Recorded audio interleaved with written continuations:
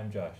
I'm Serafina. Welcome to Pam Polly Plus, the channel that talks about love relationships. and how we handle them.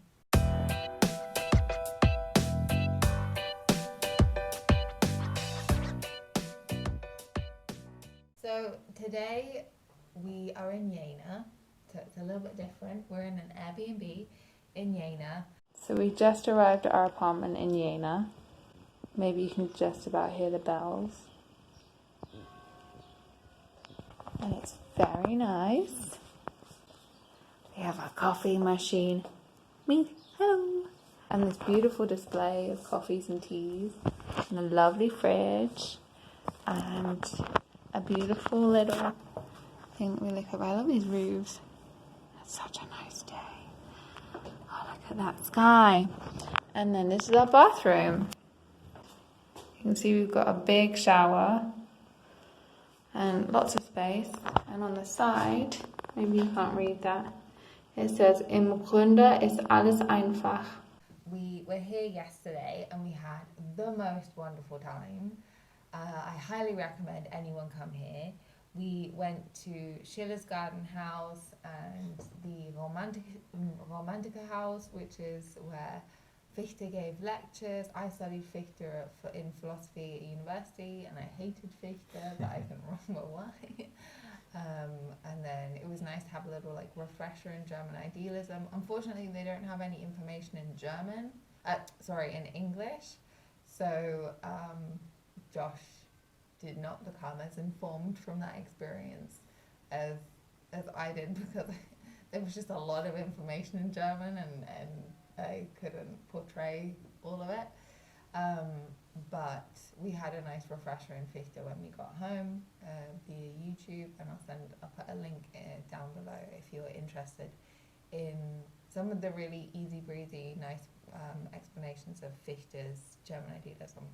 So we've both taken a week or two off work. It's our first holiday of the year, and due to COVID, we had to pick a route and some countries that didn't have border restrictions. So I think for the first time since we moved to Berlin, we've really taken the time out to explore some different cities in Germany that we hadn't seen before, and we'll hop over the border to Luxembourg in a few days, because they haven't had any border restrictions, and Luxembourg seems really cool. Yeah, my dad's a big fan of Luxembourg and has been recommending that we travel there for a while. So we are.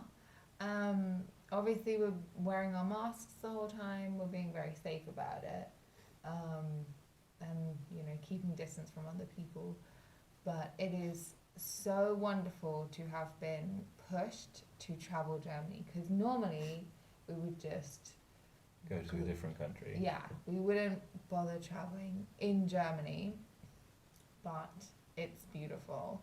And yesterday when we went to Schiller's Garten House, we went to see, so this is Schiller's Garten House here, but you can go and see Schiller's writing desk there. It's the actual writing desk. It still smells like it. Oh my god, it smells like my grandparents' house in Shropshire. It has that old wood book smell. Oh my gosh, and you can just about smell the ink smell. Oh. Thank God something I'm playing with bells. I think it's time to take a key though. That's a good smell. There's an actual letter from Schiller right there and a letter from Goethe right there. Why would we ever go anywhere else?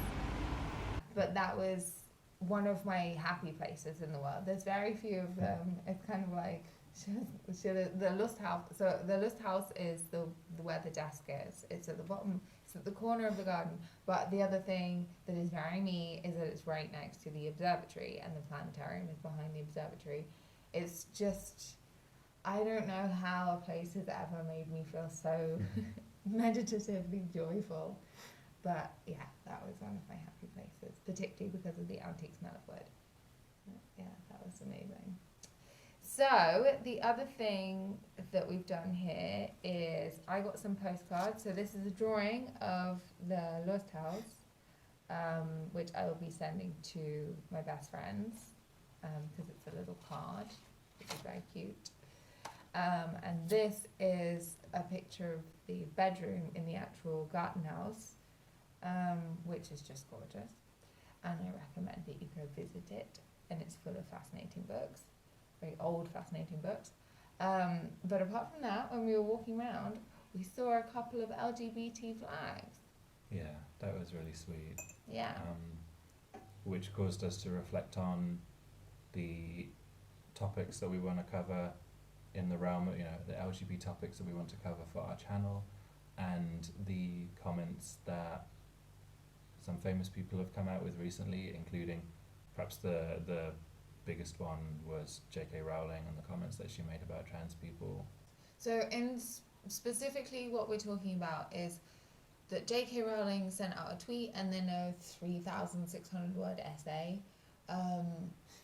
on her position around trans women and people who menstruate and the whole issue. So she was reacting to a thing about creating more equality during COVID for people who menstruate. And she reacted, tweeting out saying, I'm sure there used to be a word for people who menstruate. Woman,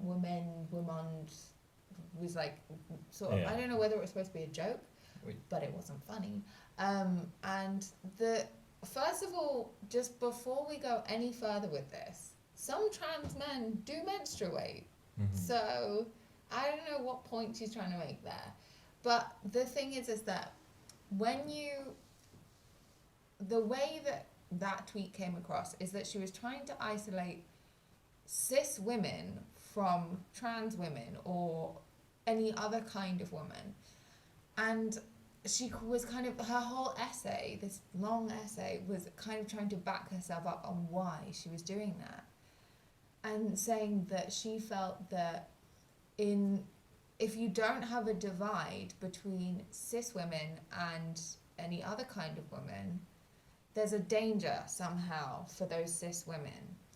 Now, there may in some cases be some men, I think it's the idea that she was putting forth was that some men would use the lack of distinction between cis women and other women to pretend to be some kind of women to somehow endanger the cis women. I.e., if the bathrooms are available to anyone, then cis women will be hounded by aggressive men dressing as women trying to, I don't know. I understand that her expressing that might be based upon some experiences she's had in the past, some negative experiences, like of assault that she's had in the past, which of course is horrible, and like I wouldn't want anybody to go through an experience like that.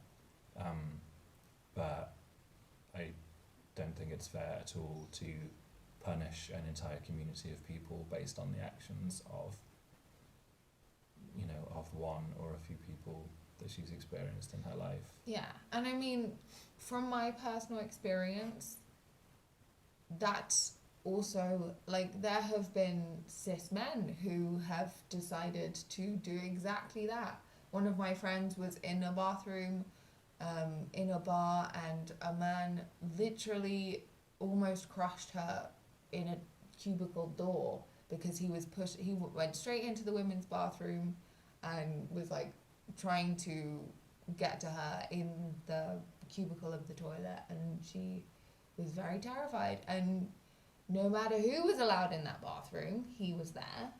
And I don't think that this is a thing where if we suddenly go, oh, trans women are not allowed into the bathrooms that they should be allowed into, or that they feel most comfortable using, that suddenly men who have some kind of sexual disorder or some unhealthy desires are going to go, oh well, I won't try then. Right. Or I don't think that's the way to try and reduce the effects or prevent abusive people from being aggressive and abusive towards other people. There's Something wrong with them. They need help, and taking away the rights from trans women, letting them go to the bathroom in the place that they feel most comfortable, is not helping. That doesn't help that situation. And dividing women from other types of women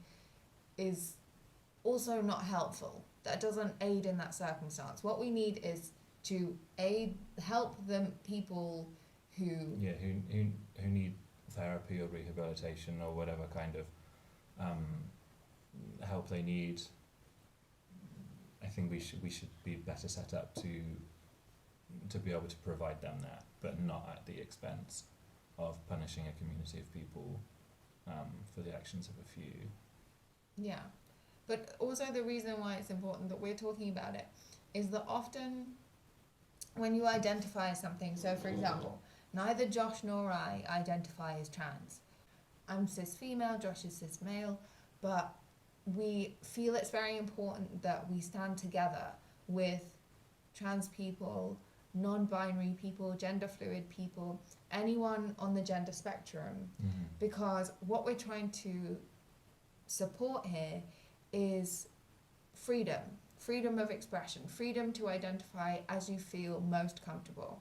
And if we didn't say something, if we just sat back and said, okay, well, you know, we're a pansexual polyamorous channel and all we're going to relate to is pansexuality and polyamory, we wouldn't be supporting the community. We wouldn't actually be bolstering up the community and the freedom that we want to support. I last weekend did sit and have a conversation with a friend of mine who identifies as non-binary but whose partner identifies as a trans woman, on the discussion of how we can separate the artist from the artwork that they create, and whether comments like those of J.K. Rowling now has diminished or tainted the legacy of Harry Potter in some way.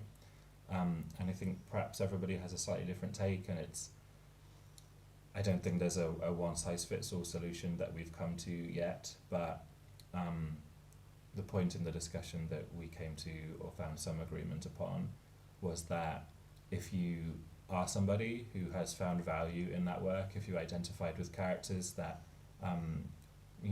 gave you confidence or encouraged you to celebrate the way that you identify, then that's beautiful, and like nothing can take that away from you.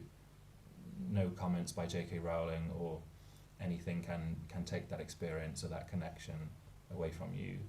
Yeah, I don't think that the negative expressions of an artist should taint artwork that we've enjoyed in the past, as difficult as it can be to go back, for example, and watch something by, starring Kevin Spacey or Louis C.K.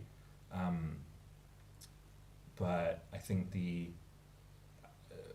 discussion that we had was that going forward, if you can still find enjoyment in those things that you used to find enjoyment in before you found out this information, then I don't think there's anything wrong with that. I think that's great, but we shouldn't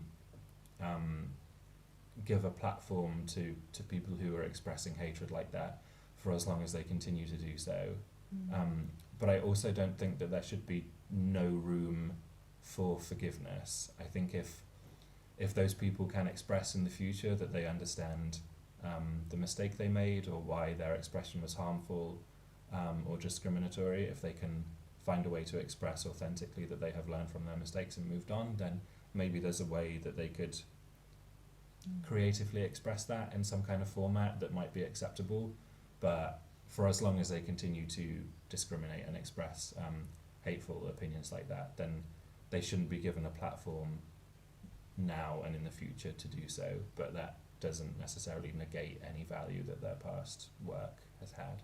There is an issue with cancel culture in the fact that if you ostracize someone straight away when they say something that maybe they hadn't thought through, I don't think she thinks she has an agenda against trans people, but I don't think that she understands the community properly, or there's something there that she hasn't gotten enough experience Sure, or the- information. The damage that somebody in her position of power can have, because she has so many followers, is so famous, has so much influence. With that power comes a great responsibility that it's, if she expresses, even thinking that she doesn't have an agenda, if she expresses discriminatory opinions like that, that's a huge influence that she has. But it's also a case that with the cancel culture is it doesn't provide an opportunity to learn. If you immediately ostracize someone and don't give them a chance to learn, and using that platform to then display what they've learned and why it's important and how they've come to understand, hey, it's important that we allow trans women to go to the bathroom when they want to go to, or whatever, then you immediately miss an opportunity. So it's really important that we allow people of that kind of stature, with that kind of following, with that kind of public power, to learn and then come back on the issue and say, hey, I've learned this now, I'm sorry for what I said before, but now I understand, and here's why it's important. It's important not to create demand for those voices that support the divide between women, trans women. It's similar to voting with your wallet, or only buying products from companies that are environmentally sustainable, ethical in all the ways that you agree with. The thing that gives people's voices power is the amount of people that they can reach with their voice, and also the money behind it, the way that they seem powerful, their kind of social stature. By not buying those books, by creating a net reaction where we go, okay, look, we're going to take a break, we're not going to buy into your franchise until you reflect. She then has an opportunity to go, okay, well, why are people not doing that? Why have they had this reaction? So we will be traveling today to Trier in South Germany and then going on to Luxembourg. So the next video will be from South Germany.